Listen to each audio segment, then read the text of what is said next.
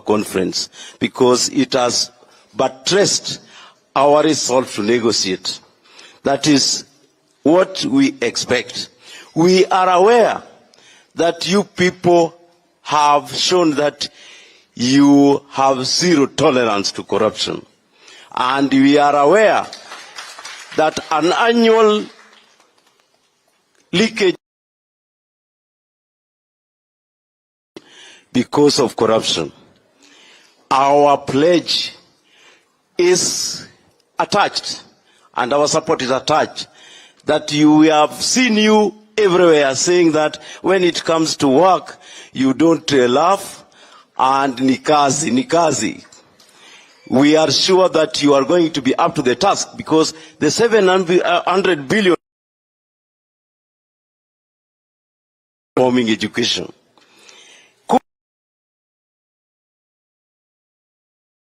Of CBA negotiations. This is something very serious to teachers.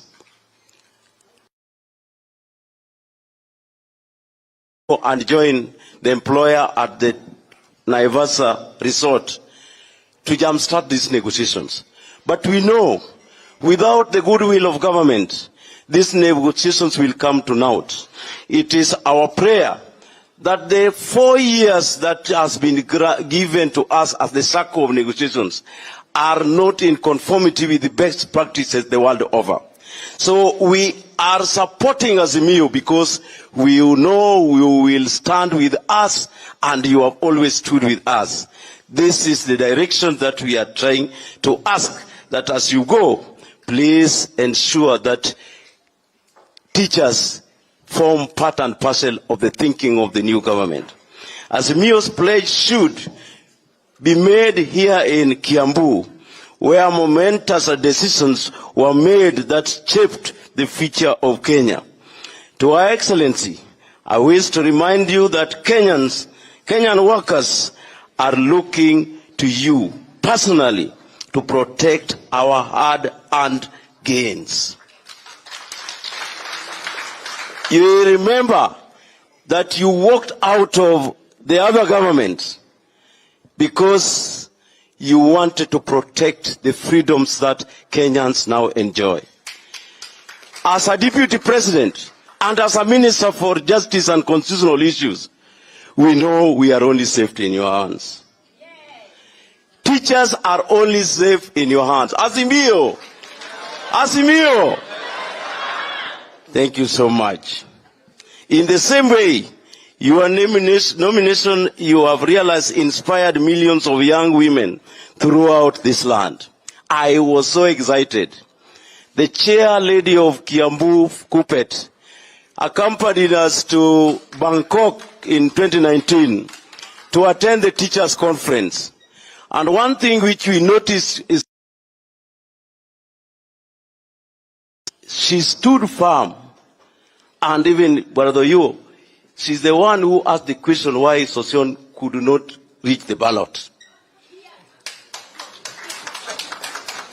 The Kikuyu ladies, let me use the word, are very assertive. I would want to urge you, use your power, because Rose has told us, to propel these two leaders to leadership. I'm convinced. I saw men very cold in this room, but I'm not deterred because you will push them along to see your mindset. Because what you are seeing, they may not have known where it is taking us. Colleagues, I don't think I have much.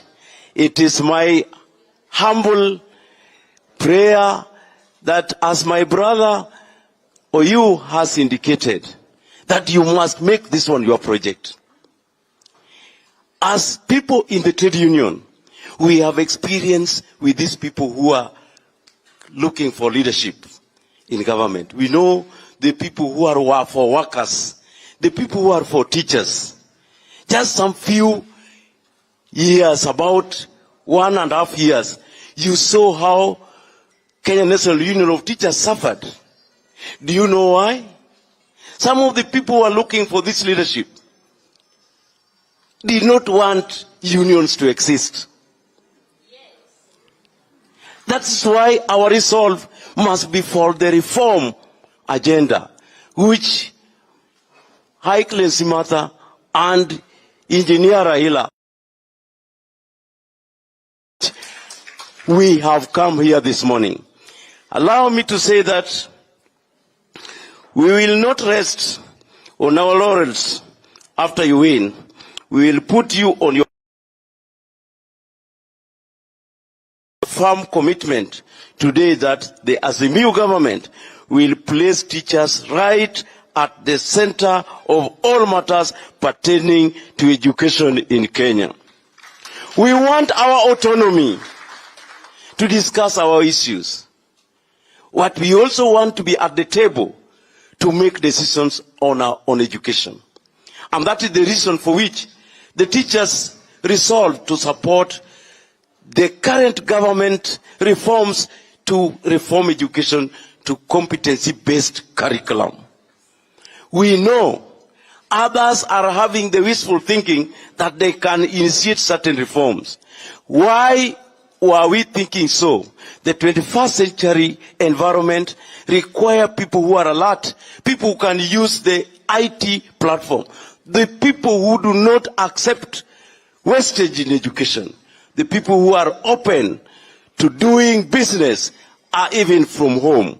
That is, colleagues, that is where we are. And I hope High Excellency Martha and her principal, the Right Honorable Raila Odinga, are the people who represent this vision. With those many remarks, allow me to now have the single pleasure on behalf of the Kenyan teachers, and especially who are represented here from the Mount Kenya region, to pass this baton to my colleague. But before I do that, our national treasurer, who is also a candidate in Kiambu Kabete constituency, is supposed to be here. But he's indisposed, and but he's now doing well. He could have been here. Jenga Mwedi. We got surprised that he was not here in time, but he is sick, but we have been given report that he's doing well. May God bless you. Your Excellency, could you now address the teachers? Thank you.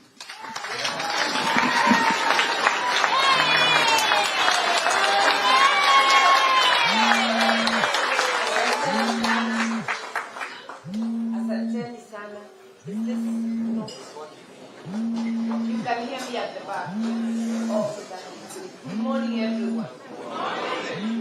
Thank you so much for such a warm welcome, and also for the sacrifices you have made to be here this morning. And I'm surprised you are from such far corners, both near and far, and you've all made it in time. I know it's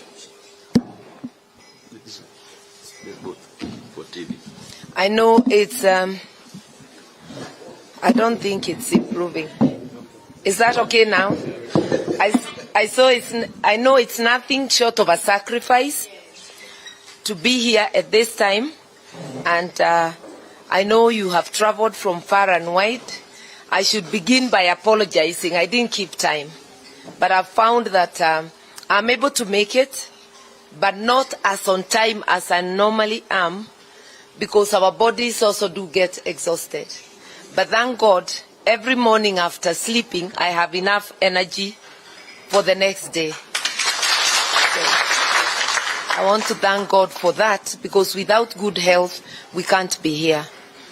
I think I need an early disclosure that I've actually taught. I am a teacher, though untrained one. So I'm not only the daughter of teachers, because both my mom and dad taught. My mom, for a very short time, those days, women used to be encouraged to quit when they have children. So after my mom had my elder sister and myself, she quit teaching. But my dad remained a teacher until he retired. And I joined them after Form 4 because I worked as an untrained teacher for 3 months. And after A-levels, for about 4 months, before joining university, I was a teacher. Then I went for clerical work at the court, I think in preparation of the lawyering duties. So we do have something in common, and teachers and women have something in common. Women raise their families, and then they hand them over to teachers in our schools, and the teachers raise the nation. So you do play a very critical role. You are the professionals that are to be found in every corner of our country. Where there is no other professional, there will be a teacher. And your voice in the community is very strong. When people cannot quite understand something, they will be asking each other, have you asked teacher so-and-so? So you do carry a lot of weight in everything that goes on in our country. And that is what we should remember when engaging teachers, that we are engaging a very enlightened group of people. Therefore, we should never be talking down. We should be engaging and hearing your views so that we are able to serve you. I also believe that you cannot serve people without being close to them, without listening to them, and incorporating their views on what should happen. After all, in matters of education, you are the experts, and it is your ideas and advice we as a country and we as Azimio should be relying on. I want to thank your officials and the doctors, Secretary General, because they are the ones who were the link to reaching you, and you are the link to reaching all the teachers in this country and all the doctors, because now the Doctors SG is with us here. I want to again apologize because this is going to be a very brief engagement, not because we do not value you. I've told you personally how strongly I'm linked to you, apart from having been educated by teachers in the schools, in university. I also have that background of being a product of teachers as a family and of having myself taught at the various stages. In fact, if I had not become a lawyer, the next thing I would have become is a teacher. Yeah. My father would have really wanted that at that time. His strong advice was that I should choose teaching as a first time, as a first choice. He believed that as a female, I will need the 3 months holiday to bring my family together. Actually, his advice was that as a homemaker, I should enjoy the 3 months holiday every year. And he also thought mistakenly that time that lawyers travel a lot. He thought I could be posted out of the country because there is a teacher who was attached, not a teacher, a lawyer who was attached to an embassy. And I assured him that in any profession people can travel, and I needed to put my choices as I saw them, and he released me to do that. So we are here to assure you as Azimio that we will remain close to you. We will be listening to you. And as you have requested, I personally undertake to be your point of reference in the Azimio government. That if anything is not moving as fast as it should, I will be ready to engage you. After all, my role is to assist my principal. And while he's handling national duties, any issue that should be attended to, I will gladly undertake. I've been using your profession a lot as an example. I've been saying no school can have 2 heads, only one, and a deputy. The deputy may at a different time be promoted to become a head, but in a different school. And therefore, you are people who know the chain of command. Even in your unions, you cannot have 2 heads. You will have one SG, one chair, even in the branches the same. So the discipline of actually following the chain of command is already with the teachers. And I'm saying we should remember, therefore, that a country can only have one president, not a co-presidency. So my role as a deputy will not be to be a co-president with my principal. My role will be to be his principal assistant. Because once you accept to be a deputy, you have accepted the role to deputize. If you feel you cannot deputize, then go for the real thing and do it yourself. And if you are a deputy and you cannot wait for your turn, and you undermine your boss actively and continuously, then we are allowed and justified to raise the question whether you can actually be a good principal. Because if you cannot work with others, if you cannot listen to others, then it means you will be going according to what you think only, not what others think. Even when we had companies, ministries, schools, you always succeed when you agree to be a team leader who listens to those around you. Then the collective wisdom becomes the guiding light for what you are doing. So we are looking forward, God willing, and you teachers and the nation willing, to play our role and to be true to the Constitution. These days, engagement is not a luxury. It is actually ordained in the Constitution that you have to have participation, public participation. If we are dealing with teachers, then you reduce that to engagement with the teachers and the teachers participating in everything that concerns them, every decision that affects them, and the area they lead, which is education. So we will be doing exactly that. It's our duty. It's not a favor. It's in the Constitution. And that's why you have seen so many laws, so many actions of government being reversed, because it's a learning process.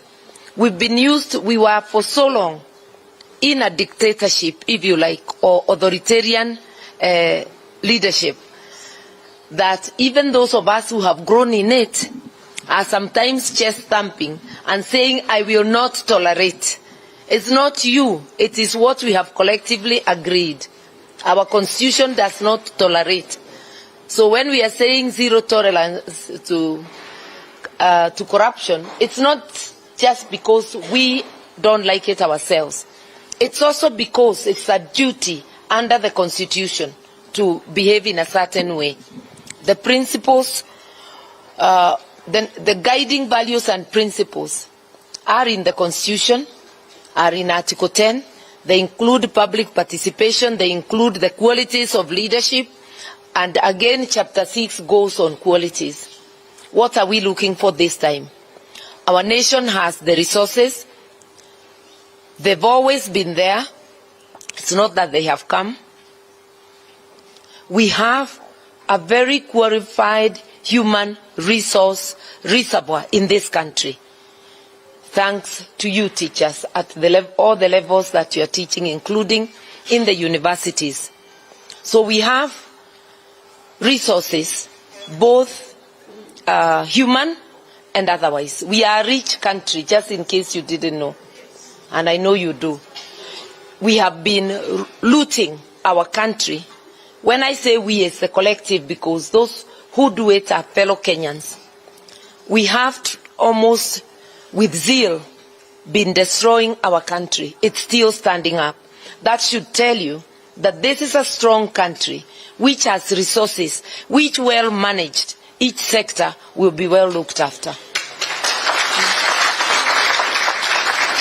The 800 or so billion that is lost annually is an estimate. I believe it is more, because we lose through corruption, outright theft, and also through abuse of those resources.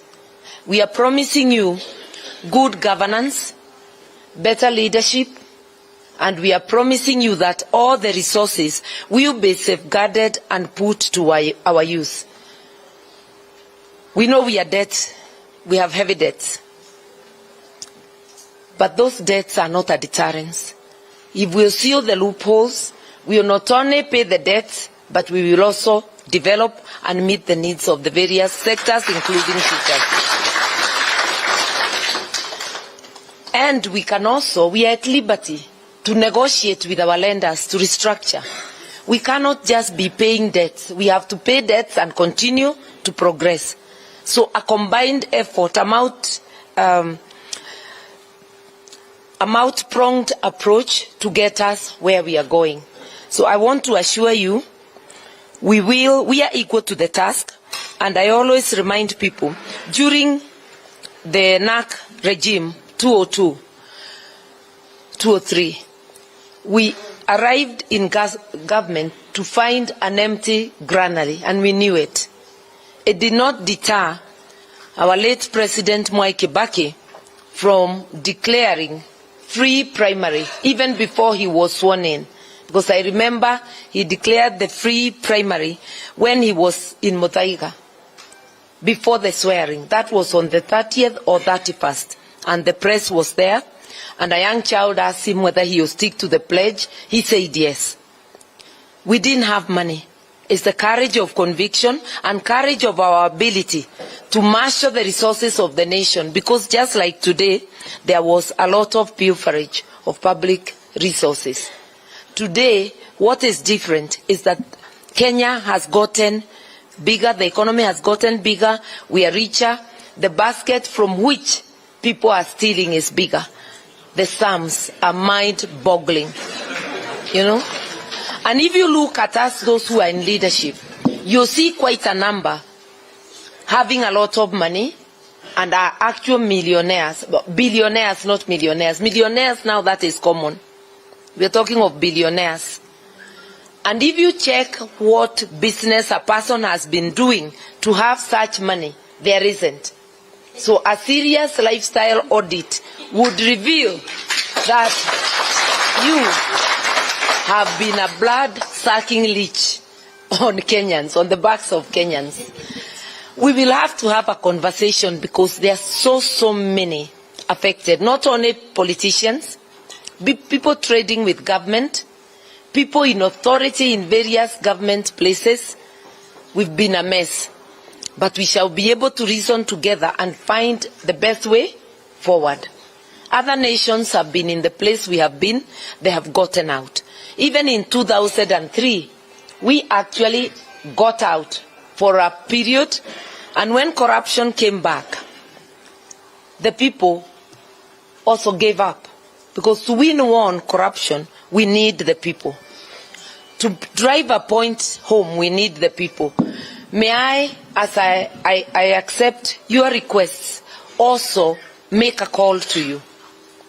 I have said how authoritative, and you already know, you are in your areas, in your sphere of influence. In a nation, the teachers can actually be that revolution. I want to make an ask. It's our nation.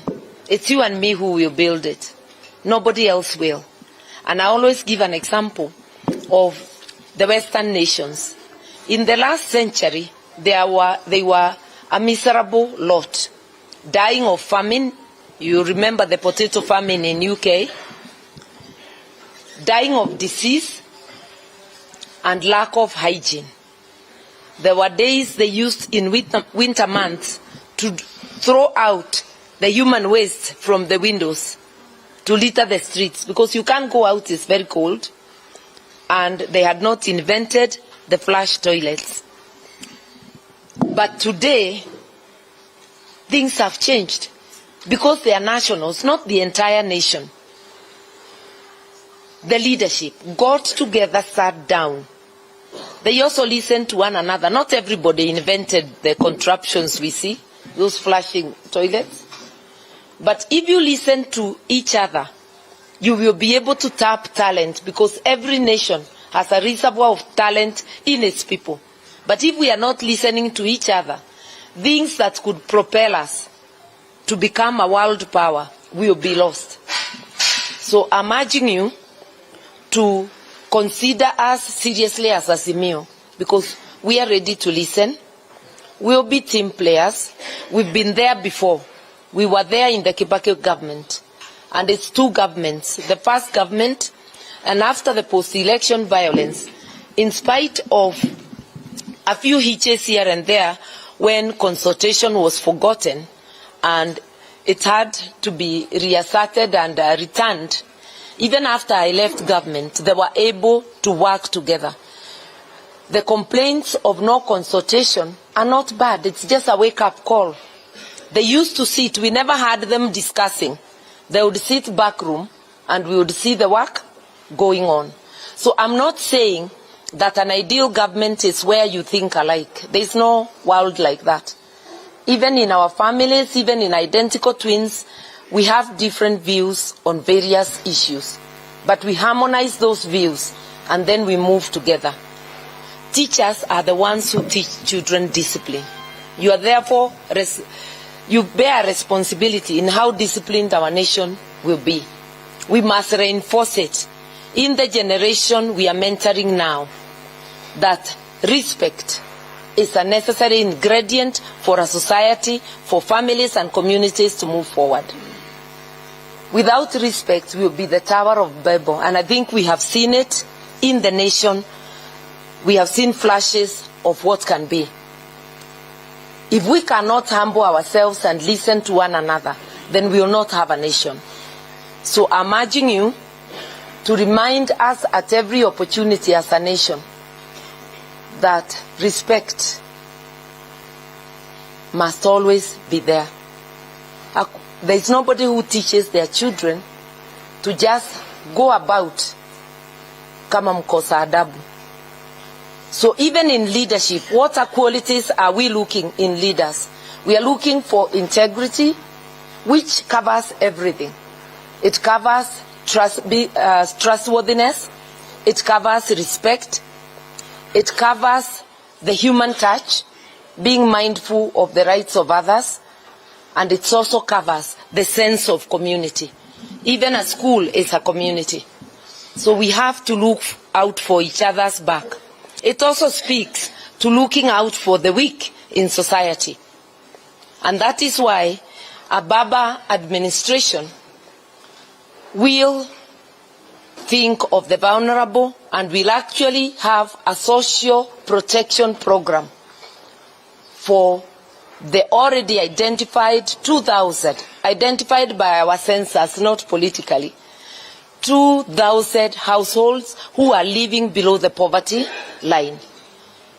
Those families will be supported with a social support stipend per month of 6,000 shillings, which can at least buy them food, if nothing else. As a family, if you are very endowed or even just average, you will not stand to see your sister or brother's family starving.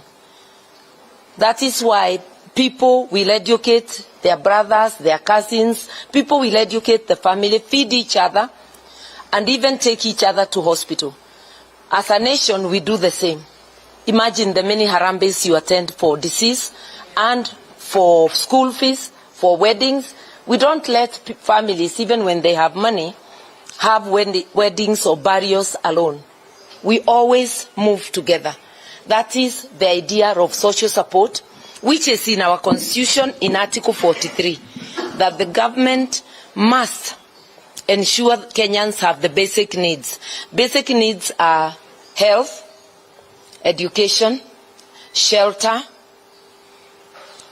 other things like water, the real basics of life, and food. We have plans to ensure that we feed ourselves as a nation. We have enough arable land. We are water scarce, but with efficiency, we can use that very water to ensure we feed ourselves and we even export. And I keep giving the example of Egypt and Israel. Those are virtual deserts. Egypt, the arable land is only 4% of the land mass. And that's basically on the banks of River Nile. Israel can go for spells of several years without rain, without significant rainfall. But they have learned how to use their water resource. They recycle, they do smart farming with drip irrigation. And guess what? We are eating oranges exported from Israel, from deserts. They are not hungry. There used to be famine in Egypt, and it's in the Bible. We have not had them going through any famine. Instead, they export sugar and other commodities, and rice actually, to us. What a shame when we have all this human resource. And when I point at you, what about the millions you teach? We actually have enough knowledge to be able to do what we want. So I want to ask you to join us. And you already have indicated your willingness so that we can make this nation a nation that is the envy of many. On health, Babacare will ensure everybody is catered for. Babacare is not NHIF. It is more than NHIF. NHIF, those who can't pay are left out. Babacare, those who can't pay, the state will pay. Tumalizane na story ya pesa kwa hospitali ya umma. We are also going to make sure we have enough doctors. So please tell the doctors, we have trained doctors, we have trained teachers who cannot get jobs. Yet we do not have enough teachers, we do not have enough doctors in our facilities.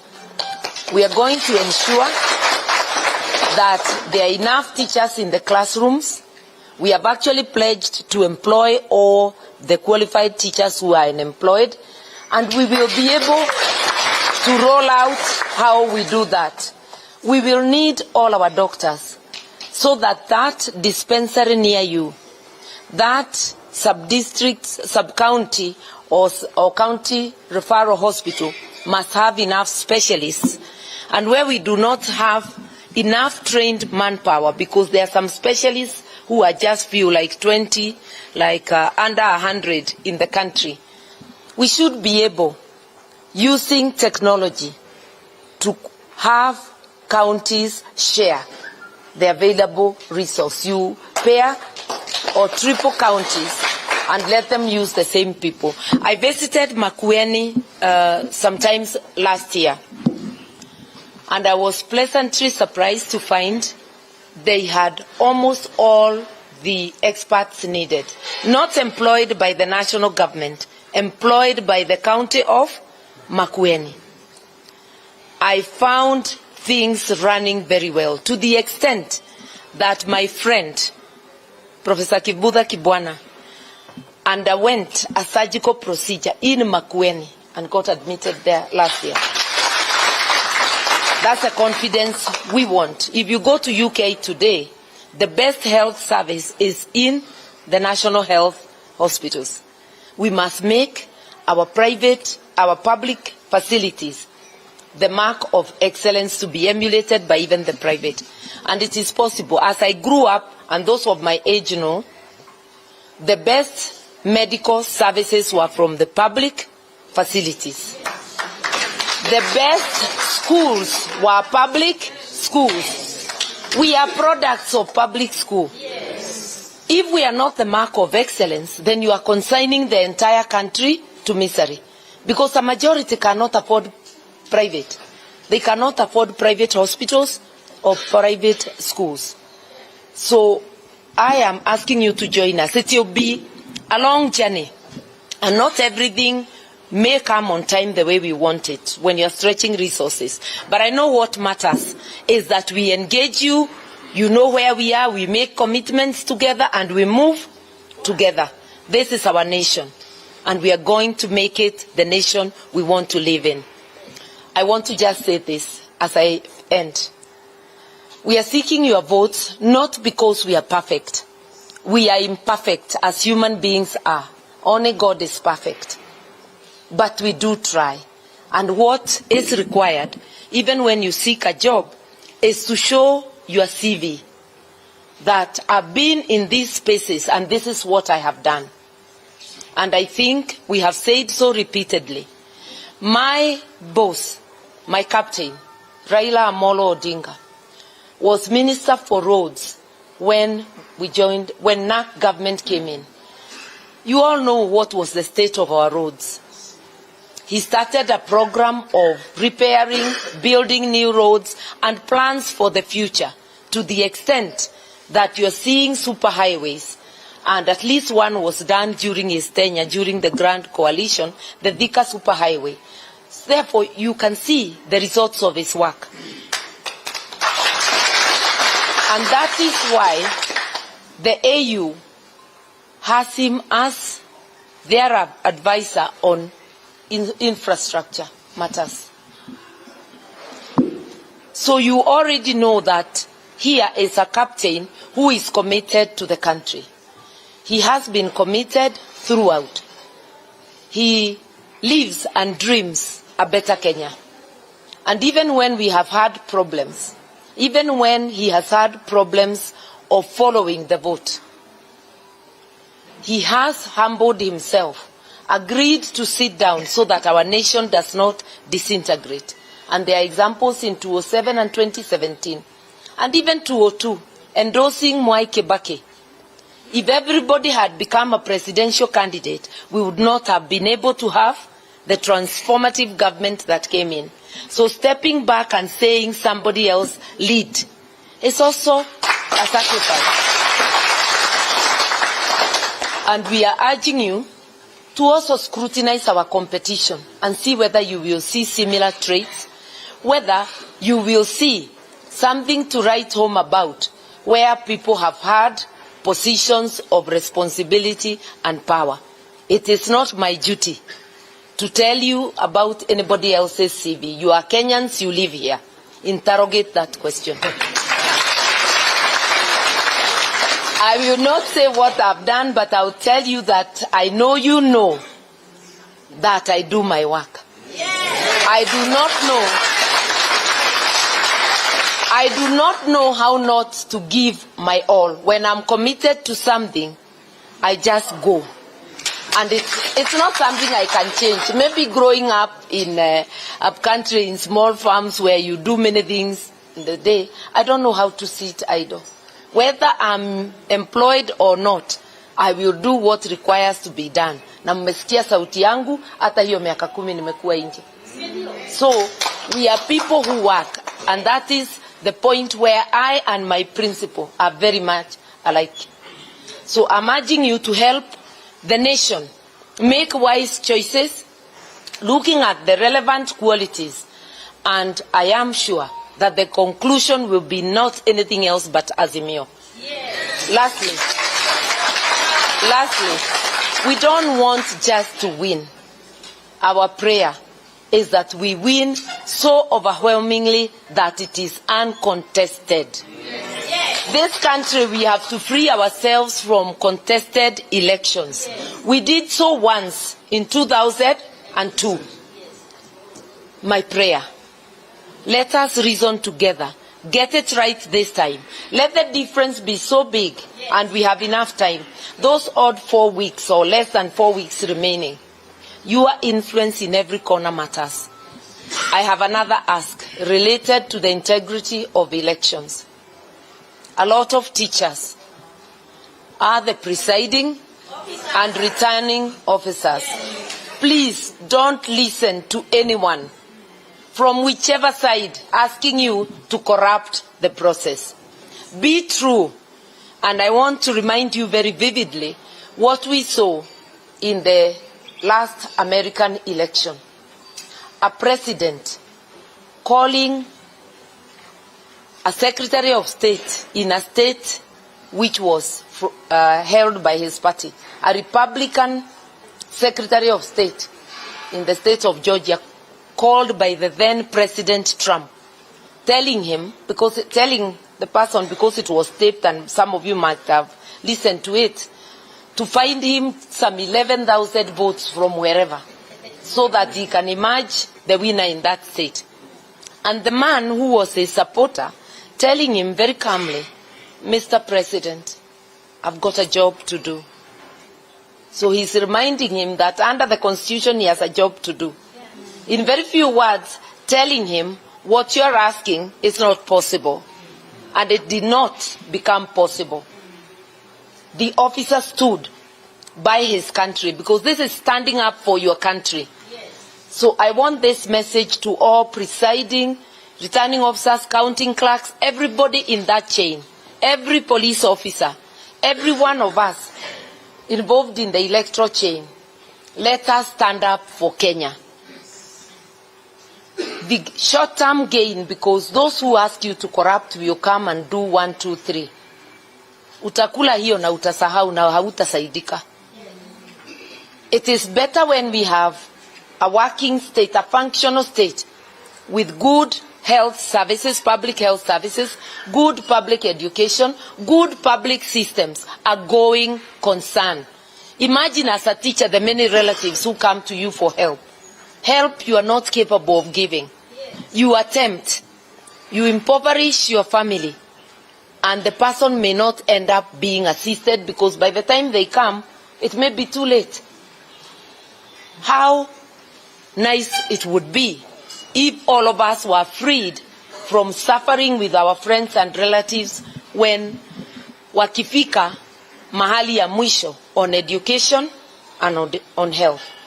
How happy would we be if sometimes, even like the way you came today, you didn't have to drive at night. If we had a good public transport system, you'd have been boarding a train or some other transport which is easily accessible. That is the country we want to build, and it is up to us. I want to urge you, finally, because we must finish this, and I will disclose to you that although I'm supposed to join my principal in Kiambu, I'll be heading to Kirinyaga first. But only with permission, sio kwa kifua, for only a short moment to open a meeting of women of the AIPCA church, which is having 3,000 women. So I'll go open it and then come back to Kiambu, trying to be on time. I just want you to know that we stretch the hours of the day.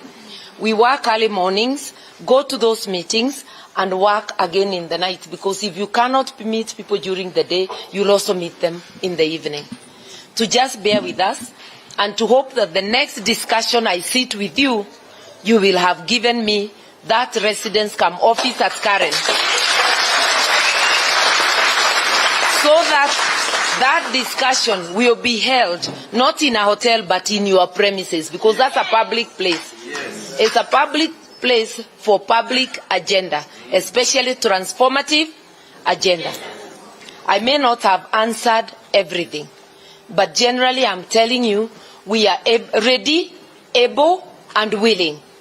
And together with you, because we can't do it alone, we are going to do each one of these things. Now, one more thing, because I must repeat what my principal says. At independence, we were fighting ignorance, poverty, and disease. Imagine instead of conquering those, we have added one more. Now the fourth, corruption. You know? So our commitment is to fight those four. And we have said education is going to be absolutely without payment in public schools from January next year. That will be from nursery to university. And then the health service, I've already said Baba Care. I will not break down everything. But there will be jobs and jobs in agriculture, in value addition. Our youth are going to get jobs. If you wonder how we will finance them, I will tell you that Cuba is not a superpower in terms of money. Cuba is a superpower in terms of human resource. I visited them a long time ago when I was Minister for Justice. Their infrastructure, the roads, were getting worn out because they were living under blockade. You remember that time? So the economy wasn't doing very well. But two things were still standing: education and health. And in Cuba, education and health, it is cradle to grave. Yani, shosh, kama mimi anaweza ingia shule, you can join the university. I could now have gone to do a PhD on state resource. So those who think it is not possible, these are well-researched things we are giving you. It is possible, and we are going to do it, but not alone. With you, and I thank you very much. Thank you so much.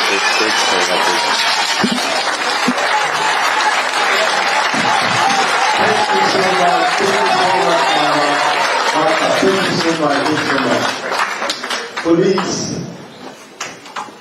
after listening to such various and informative, every articulated message from Her Excellency the Deputy President, I will now wish to go, this is your meeting, to hand over back to the sessional chair to maybe get two feedbacks.